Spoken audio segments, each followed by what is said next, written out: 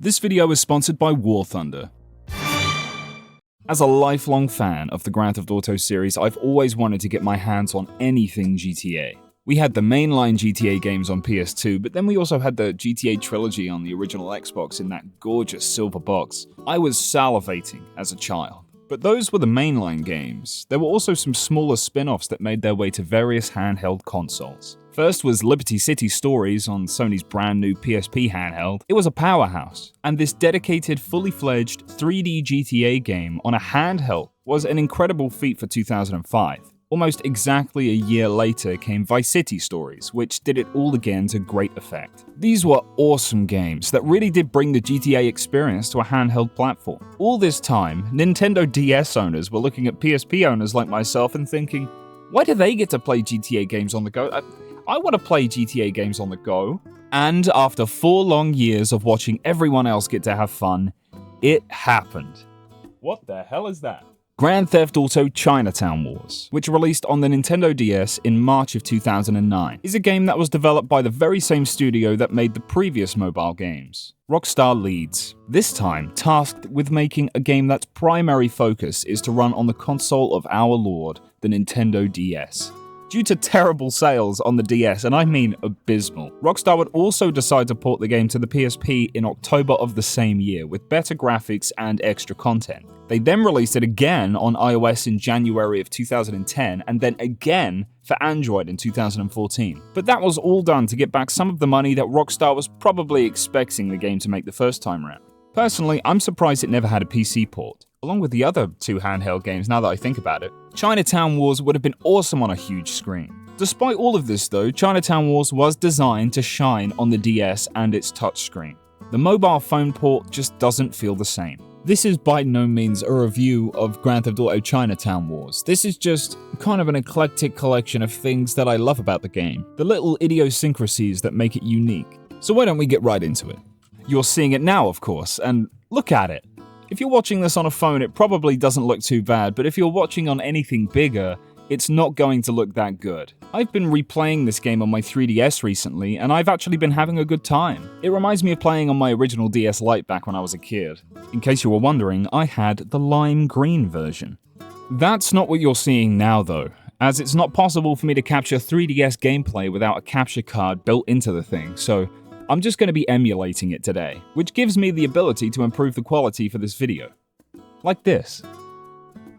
I'm only increasing the resolution so that it's kind of easier to see and less of an eyesore, and so that you can really see the care put into this world. This isn't how it would look on a DS, of course, but it should make your viewing experience a little better. In Chinatown Wars, you play as Triad member Huang Li, who, after his father's death, is tasked with delivering the Yujian sword, a family heirloom which his father had won in a card game, to his uncle Wu Kenny Lee. After some unpleasantness upon his arrival, Huang loses the sword and is left for dead. Kenny was more than upset at losing it, as he had intended to give it to the elderly head of the Liberty City Triads to strengthen the chance that he will become the successor.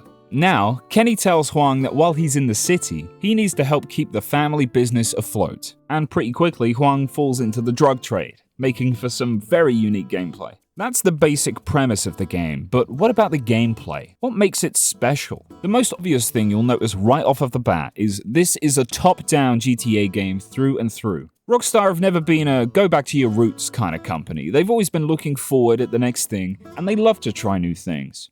If I do say so myself, they're pretty damn good at it too. This game, in many ways, is no different. Despite releasing on the PSP the same year, the game was built for DS. Top-down was really the only way to go. Even with that limitation, the game world is rendered entirely in 3D, from the cars you drive to the environment around you. It's a full 3D world. Interestingly, all of the character sprites are built out of various 2D layers that make up a character model. This kind of gives you a sense of depth for the characters when they're really only 2D sprites, and honestly, it makes them look really unique. Speaking of the world, this is HD-era Liberty City. It is the very same one from Grand Theft Auto 4 sans Alderney, and it's set a year after we last saw it in GTA 4, so it's 2009. It's been heavily simplified, but put them side by side and you'll see that even though the roads have all been straightened out, it's pretty much all there. Why don't we take a trip down memory lane and revisit some locations from GTA 4 to see how they hold up on this, the Nintendo dual screen.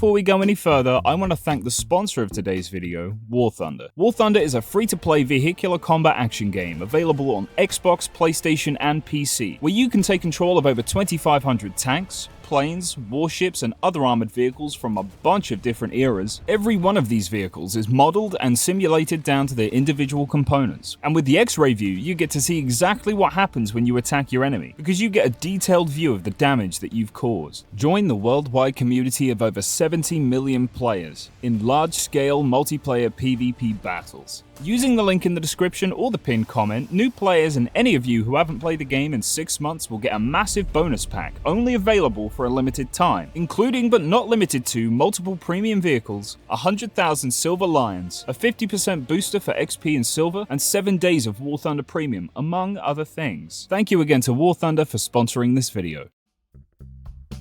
The gameplay is also, when you get used to it, actually quite fun and engaging. There are a couple settings that I recommend changing, like how far ahead you can see while you're driving, as well as putting radar icons on the top screen for easier navigation. I hesitate to call the driving good, but I would also hesitate to call it just alright.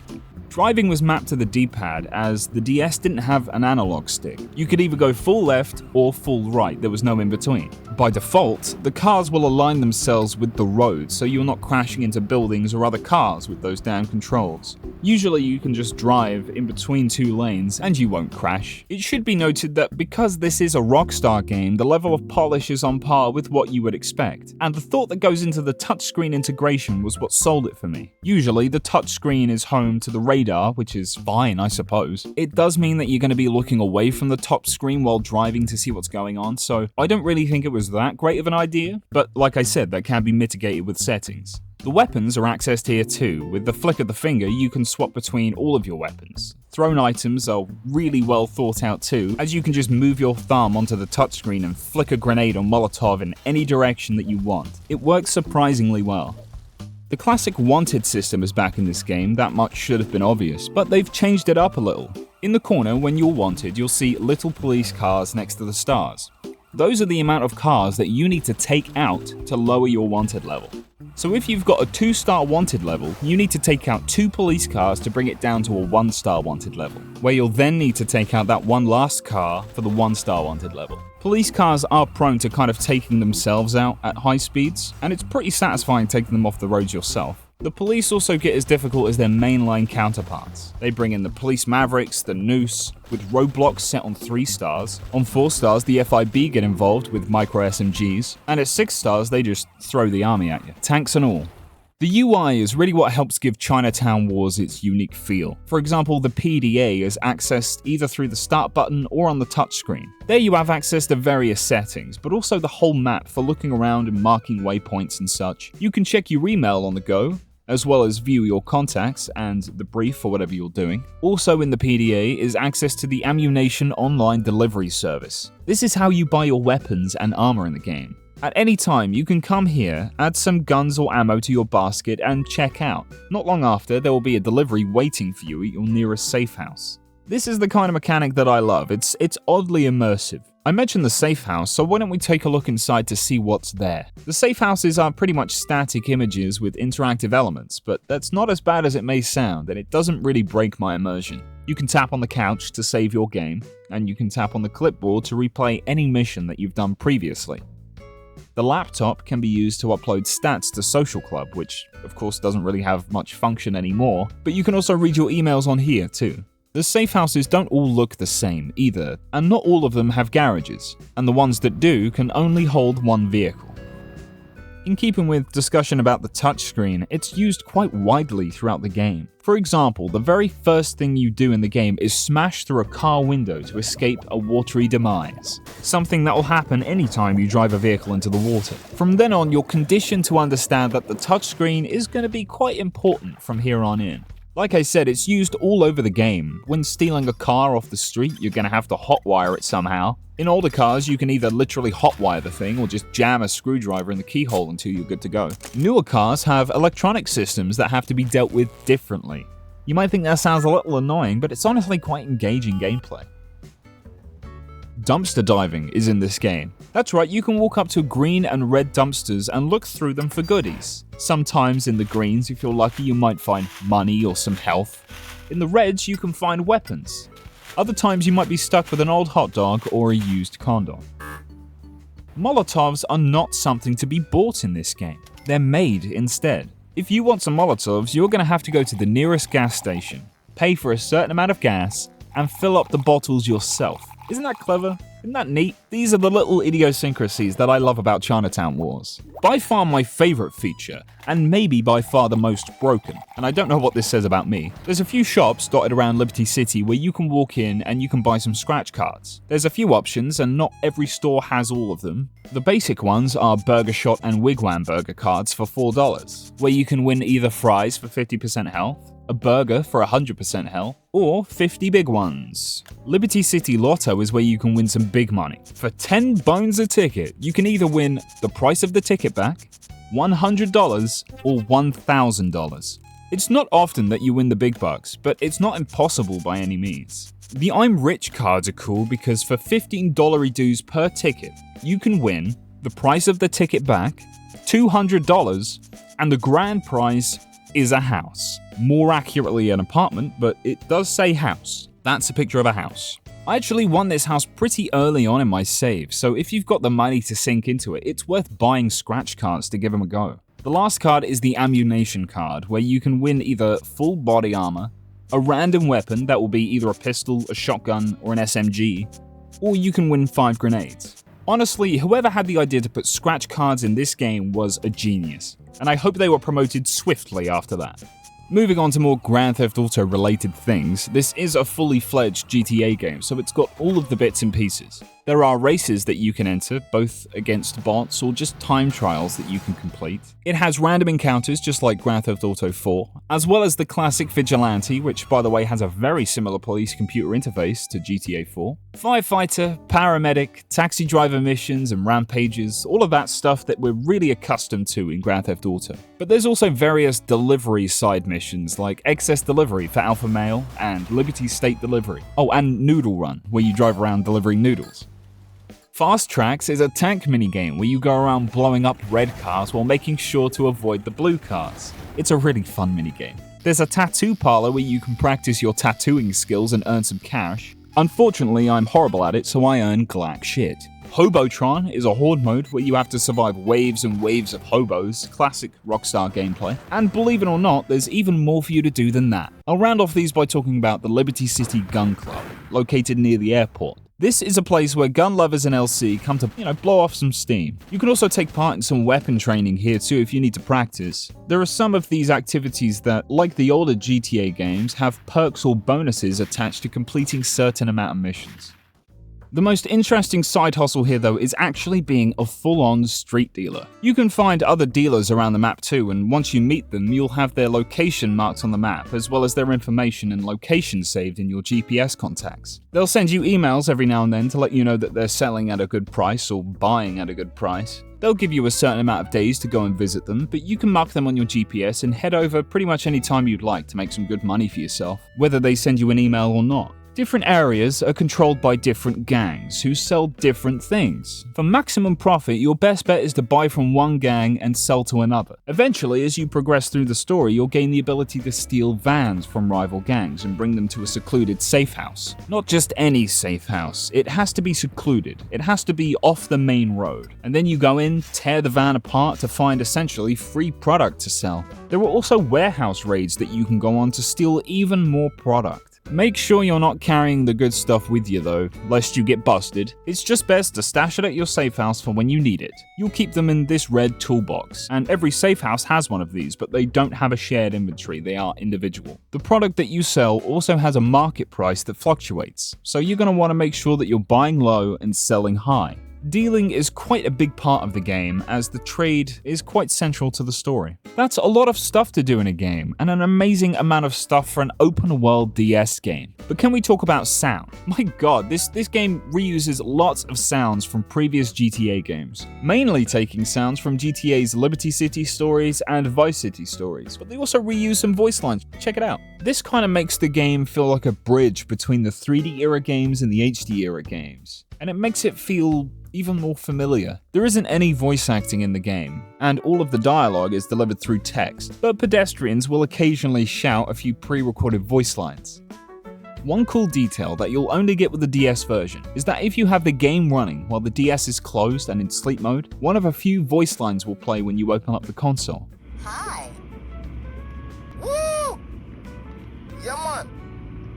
You want a piece of my pie? Welcome to the party. Yeah! Oh, that's wonderful. My face is melting. Due to file size limitations of the DS cartridge, the radio stations had to be scaled back significantly, only having 5 stations to choose from, all of which are named after either artists or a record label. Despite the lack of stations, there are still a good variety of songs in the game. Later versions like the PSP and mobile phone ports had 6 more radio stations to choose from, with the latter also having access to Independence FM for adding custom songs to the radio. In keeping with the lack of voice acting in the game, all of the songs in the radio are also purely instrumental. Before we finish up this video, I'd like to again thank the sponsor of today's video, War Thunder. War Thunder is free to play on PC, Xbox, and PlayStation. And remember, use the link in the description or the pinned comment because new players and any of you who haven't played in 6 months will get this massive bonus pack, and it is only available for a limited time to get yourself some premium vehicles, 100,000 silver lions, 7 days of War Thunder Premium, and much more. Thank you again to War Thunder for sponsoring this video. Thank you all for watching this video. I hope you enjoyed this look at Rockstar's best failure. Have you played this game? If so, what did you play it on? Have a good one, everyone. Keep it breezy and take it sleazy. In Chinatown Wars, you play as Triad member Huang Li, who after his father's death is tasked with delivering the Yujuan. Oh god. Who after his father's death is tasked with delivering the Yujian sword. Despite releasing on the PSP the same year, the game was built for 3DS. It's not 3DS. Like how far ahead you can see while you're driving, as well as putting radar icons on the top screen for idiot. Honestly, whoever had the idea to put scratch cards in a game was in this game, both against bots or just time trials that you can complete, and they're dotted all around the town? And they're dotted all around the city. It has random encounters just like PlayStation 4. Fantastic.